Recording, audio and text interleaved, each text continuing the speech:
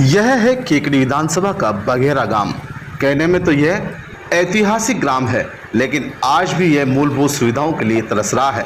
भीषण गर्मी का मौसम, पानी के लिए त्राहिमाम और जल सप्लाई करने वाले ठेकेदार के कार्मिक की मनमानी करतूतें, जिसने बघेरा ग्राम के लोगों का जीना दूभर कर दिया है। यहाँ आए दिन जल सप्लाई बंद होना एक आम बात हो गई है। कब नलों में पानी आएगा और कब जाएगा किसी को पता नहीं रहता। बस यहाँ के लोग नलों के पास टकटकी लगाए बैठे रहते हैं कि पीने के लिए पानी कब नसीब होगा। अब इसे जल विभाग की लाचारी कहें या संबंधित ठेकेदार की कमजोरी कहें या कुछ और, जिसकी बदौलत जल सप्लाई करने वाला कार्मिक बिना सूचने दिया आए दिन गांव की जल सप्लाई को बंद करके लोगों को पानी के लिए तरसने को मजबूर कर देता है। जानकारी में आया है कि कर्मचारियों के भुगतान को लेकर संबंधित ठेकेदार और कार्मिक के बीच टकराव रहता है और इसी वजह से आमजन को इसका खामियाजा भुगतना पड़ रहा है। संबंधित ठेकेदार के जल सप्लाई करने वाले कार्मिक की दादागिरी इस कदर है कि आए दिन जल सप्लाई को बाधित कर दिया जाता है। आम लोग इसकी जानकारी चाहते हैं तो संबंधित कार्मिक किसी भी तरह की जानकारी नहीं देकर दो टूक शब्दों में यह कहता है कि नहीं आएगा पानी, जो करना है कर लीजिए। अब आप ही सोचिए जलदाय विभाग की लाचारी आम जन पर कितनी भारी पड़ रही है। आए दिन जल सप्लाई को बाधित करने की समस्या को लेकर ग्रामीणों ने जलदाय विभाग के अधिकारियों को कई बार अवगत करा दिया, लेकिन ठेकेदार और ठेकेदार के कर्मचारियों के खिलाफ प्रभावी कार्रवाई नहीं होने के कारण यह समस्या आम हो गई। जलदाय विभाग आखिर इतना लाचार और बेबस क्यों नजर आ रहा है? कई बार शिकायतों के बावजूद प्रभावी कार्रवाई नहीं होना कहीं ना कहीं विभाग की कमजोरी को भी बयान करता है। हालांकि बघेरा ग्राम में पानी की गंभीर समस्या पहले से ही बनी हुई है। यहां आजाद चौक में स्थित पानी की टंकी की मियाद पूर्ण होने के बाद इसे नष्ट कर दिया गया। यह पानी की टंकी गिरने से जल सप्लाई के दौरान प्रेशर की गंभीर समस्या उत्पन्न हो गई। ग्रामीण टपकते हुए नलों से पानी आज भी भरते हैं। जलदाय विभाग को चाहिए कि ऐसे ठेकेदार और ठेकेदार के कर्मचारियों के खिलाफ प्रभावी कार्रवाई करे, जिससे ग्रामीणों को परेशानियों का सामना नहीं करना पड़े। ठेकेदार द्वारा कर्मचारियों को समय पर भुगतान नहीं दिया जाता है तो इसे ठेकेदार के खिलाफ प्रभावी कार्रवाई हो और बिना सूचना दिए ग्रामीणों की जल सप्लाई बंद करने पर ठेकेदार के कर्मचारियों के खिलाफ भी कठोर कार्रवाई हो, तब जाकर लोगों को इस समस्या से निजात मिलेगी।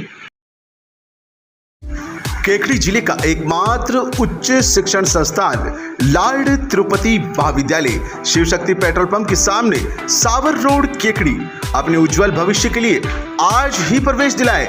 जी हां, लॉर्ड तिरुपति महाविद्यालय में प्रवेश प्रारंभ, बीएससी और बीए के साथ साथ अन्य गतिविधियां भी संचालित। छात्र छात्राओं को बस द्वारा लाने ले जाने की निःशुल्क सुविधा, खेल मैदान, योग्य शिक्षक, शैक्षणिक भ्रमण, वर्ष भर शैक्षणिक गतिविधियां, प्राकृतिक व शांतिपूर्ण वातावरण, सीसीटीवी कैमरा युक्त महाविद्यालय। लॉर्ड तिरुपति महाविद्यालय में विश्वविद्यालय द्वारा अधिकृत परीक्षा केंद्र, छात्र छात्राओं को नियमानुसार राज्य व केंद्र सरकार द्वारा छात्रवृत्ति सुविधा, कंपटीशन परीक्षाओं की तैयारियां बिल्कुल फ्री।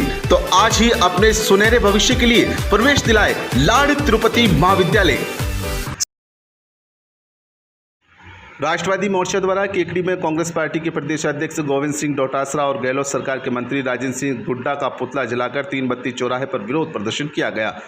दशरथ साहू ने बताया कि गोविंद डोटासरा द्वारा राजस्थान में आरएसएस को बिल में डाल देने की बात और मंत्री राजेंद्र गुड्डा द्वारा शर्मनाक बयान दिए गए। शर्मनाक बयान के विरोध में ये प्रदर्शन किया गया। इस दौरान गोविंद शर्मा ने कार्यकर्ताओं को संबोधित करते हुए कहा कि गोविंद सिंह डोटासरा जिस आरएसएस को बिल में डालने की बात कर रहे हैं, उस आरएसएस के स्वयंसेवकों द्वारा इस देश में आने वाली प्रत्येक विपदा और आपदा में पहली पंक्ति में आकर समाज और देश को सहयोग करने का काम किया जाता है। चाहे वह 1992 का भारत चाइना युद्ध हो या गुजरात का भूकंप हो या फिर उत्तराखंड की बाढ़ या बालोतरा का ट्रेन हादसा, संघ से संघर्ष करते करते जो आज आपकी कांग्रेस पार्टी इस देश में अपने अस्तित्व को बचाने की लड़ाई लड़ रही है। शर्मा ने कहा कि गोविंद सिंह डोटासरा और राजेंद्र सिंह गुड्डा तत्काल प्रभाव से अपने शर्मनाक बयानों के लिए राजस्थान के हिंदू समाज से माफ़ी मांगे, नहीं तो इसका नतीजा उन्हें भविष्य में भुगतना पड़ेगा। इस मौके पर नरेश योगी, कृष्णानंद तिवारी, पुखराज तोष्णीवाल, महेश बोयत, रवि वैष्णव, अनिल राठी, शंकर सैनी, सुरेश साहू, सत्तू माली, धनराज कच्छावा, प्रधान सैनी, महावीर राठी, हितेश व्यास, महावीर वैष्णव, दिनेश वैष्णव, मोहित शर्मा, टोनी टांक, अमित जेतवाल, जय सिंह, जय सैनी, अभिषेक सैनी, रोहित प्रजापति, मनोज सैनी, संजय बेनीवाल, सुनील सैनी, तरुण सैनी सहित कई कार्यकर्ता मौजूद रहे। जी हां, प्रवेश प्रारंभ, श्री शक्ति सेकेंडरी स्कूल, पूरे जिले का जाना पहचाना नाम श्री शक्ति सेकेंडरी स्कूल। अब जमाना केवल स्कूलिंग का नहीं बल्कि कंपटीशन स्कूलिंग का है। नर्सरी से कक्षा 10 तक आज ही प्रवेश दिलाएं। पूर्ण रूप से नवीन शिक्षा नीति पर आधारित, जहां आपके बच्चे स्कूल शिक्षा के साथ साथ प्रतियोगी परीक्षाओं जैसे civil services, doctor, engineering, UPSC, RIS, SSC एवं अन्य राज्य व केंद्रीय परीक्षाओं के लिए फाउंडेशन की तैयारी भी करेंगे। प्रवेश के लिए तुरंत संपर्क करें 9667209866। आपके बच्चों का तार्किक, रचनात्मक सोच, वैज्ञानिक दृष्टिकोण आदि का भी विकास स्कूल शिक्षा के साथ साथ हो। अगर हाँ तो आज ही प्रवेश दिलाएं आपके अपने श्री शक्ति सेकेंडरी विद्यालय में। सावन का माह प्रारंभ होते ही भगवान शंकर के दीवाने अलग अलग अपनी मान्यताओं के हिसाब से भगवान शंकर के जल लेकर आते हैं और भगवान शंकर का अभिषेक भी करते हैं। इसी कड़ी में आज केकड़ी के भाजपा नेता कृष्णानंद तिवारी द्वारा झरनेश्वर महादेव पर कांवड़ियों को हरी झंडी दिखाकर रवाना किया और उन्हें शुभकामनाएं भी प्रेषित की। झरनेश्वर महादेव कांवड़ यात्रा के संयोजक कुशल जैन द्वारा हर वर्ष लगभग 100 युवाओं के साथ पुष्कर कांवड़ यात्रा लेकर जाते हैं, जो पवित्र सरोवर का जल लेकर आते हैं। तत्पश्चात महादेव का अभिषेक किया जाता है। इस मौके पर कृष्णानंद तिवारी द्वारा कांवड़ियों के साथ झरनेश्वर महादेव मंदिर में बिल्व पत्र के पौधे भी लगाए गए। बताया जा रहा है कि करीब 6 साल पहले कृष्णानंद तिवारी द्वारा एक छोटे से पौधे के रूप में यहां बड़ लगाया गया, जो अभी वृक्ष बन गया है, जो आने वाले राहगीरों को बढ़िया छाया और पर्यावरण को शुद्ध करने में अपनी अहम भूमिका निभा रहा है। तिवारी ने पूरे विधि विधान के साथ उसकी पूजा अर्चना की और ग्रामीणों और पंडित का धन्यवाद भी ज्ञापित किया। युवाओं ने पूरे जोश के साथ तिवारी का आदर सत्कार किया और धन्यवाद दिया। ये बड़ का जो पेड़ है 2017 में श्रीमान माननीय कृष्णानंद जी तिवारी ने उनके हाथों से लगाया हुआ है। आज 6 साल के अंदर ये वटवृक्ष हो गया है और झरनेश्वर महादेव की मेहरबानी से पेड़ भी इतना बड़ा हो गया है। आज कोई भी यात्री आता है तो इस छाया में बैठ कर सुगंध महसूस करता है। और आज 6 साल करीब हो गए इस पेड़ को भाई साहब कृष्णानंद जी तिवारी ने लगाया था और आज भी कृष्णानंद जी भाई साहब ने करीब 8-10 पौधे यहाँ लगा रहे हैं। बेल पत्तर के हैं, करंज के हैं, वो पौधे आज भी इनकी तरफ से ये दे रहे हैं। और अभी हमारे झरनेश्वर